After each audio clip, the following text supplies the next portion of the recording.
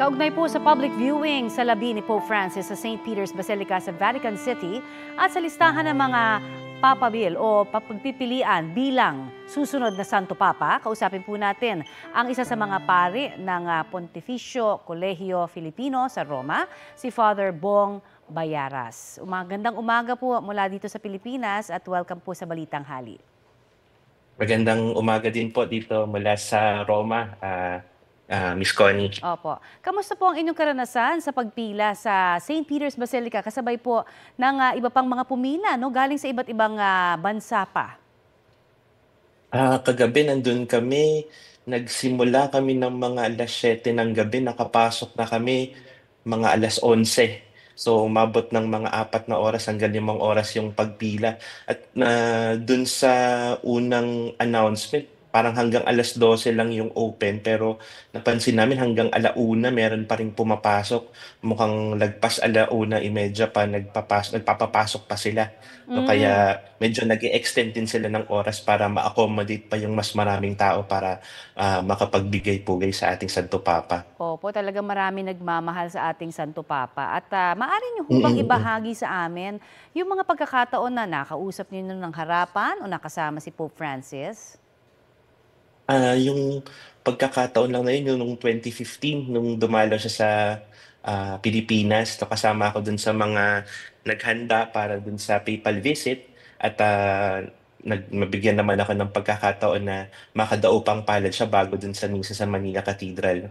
At memorable yung pagkakataon na yun, para bang nung nakita ko siya ng malapit at Mhm. tinatapik-tapik ko yung sarili ko, sabi ko, gising ba talaga ako? Di ba ako nananaginip itong mga pagkakataon na to? At yun yung mga pagkakataon na nakadaupang palad ko siya. Dito naman sa Roma, may mga pagkakataon din na pag gusto namin siyang mapakinggan, may general audience kasi siya dito sa Roma every Mm. Wednesday at kada linggo, lumalabas din siya pag may Angelus at nagbibigay ng mensahe, pag gusto namin makita at gusto namin siya mapakinggan, yan yung mga pagkakataong na napupuntahan at nakikita namin siya. Opo, ano ho ba yung mga pagbabago kaya naaasahan sa programa o seremonya ho na gagawin sa libing ng yumaon nating Santo Papa?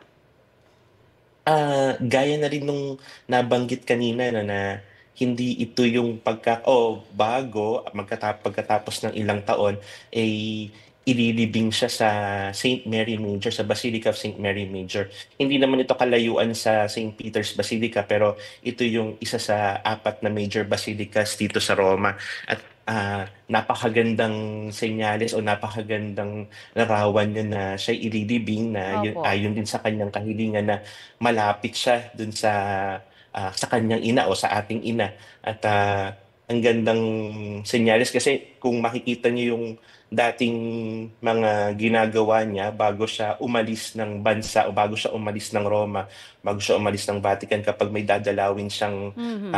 ibang bansa, lagi siyang dumadaan doon para bang anak na nagpapaalam sa nanay, no? Naaalis muna po ako, gabayan niyo po ako. At pagkatapos ng kanyang papal visit sa isang bansa, dumadaan din siya do'n at magpapaalam din na para bang isang anak din nagsasabi na, "Nanay, nakauwi na po ako." 'No? 'Yun yung Nakabalik na. gawain niya, laging gawain niya 'yun kapag ay may papal visit o di kaya may mga pagkakataon na gusto niyang magdasal Opo. dun sa kapilya na iyon. Opo, kayo ho ba sa Pontificio Colegio Filipino may magiging partisipasyon sa mismong araw po ng libing? Nag-uusap-usap din kaming mga pari dito na anong oras kami pupunta dun sa araw ng libing, 'no, dahil Hmm. inaasahan din namin na marami ang makikibahagi dun sa araw ng paglilibing. Magko-concelebrate din kami dun sa funeral mass niya sa Sabado. I see. At kaugnay naman po sa hihiranging susunod na Santo Papa, ano ho masasabi ninyo sa mga ika nga ay nasa listahan ng papabile kung saan kabilang po si Cardinal Tagle? Alam niyo, may kasabihan dito, o di ko alam kung narinig niyo na rin 'no. Ah, if a person enters the conclave a pope, he goes out of it as a cardinal, 'no. Oh. Madalas kung sino yung mga naririnig 'no na, ito yung susunod na papa, ito yung magiging next pope, 'no, siya yung madalas na hindi na boboto o hindi Oh. nahihirang. Kaya siguro sa pagkakataon nito maganda lang na ipagdasal, no, at manalangin, no? Dahil yun naman yung magiging proseso ng conclave, na hindi naman ito ordinaryong eleksyon, no? Hindi naman siya Yes. ordinaryong classroom election na magtataasan lang ng kamay, siya na yung class president natin, no? Hindi. Ito'y nasa diwa ng pananalangin, no? Sinisimulan nila sa isang panalangin, o di kaya yung buong proseso ay isang panalangin na hinihiling yung paggabay ng Espiritu Santo para mahirang o mapili nila yung karapat-dapat na magiging susunod na Santo Papa. Ayun, talagang gabay ng Espiritu Santo ang dapat. Mm. Maraming salamat po sa inyo, Father Bong Bayaras, isa po sa mga pari ng Pontificio Colegio Filipino dyan sa Roma. Thank you. Maraming salamat po.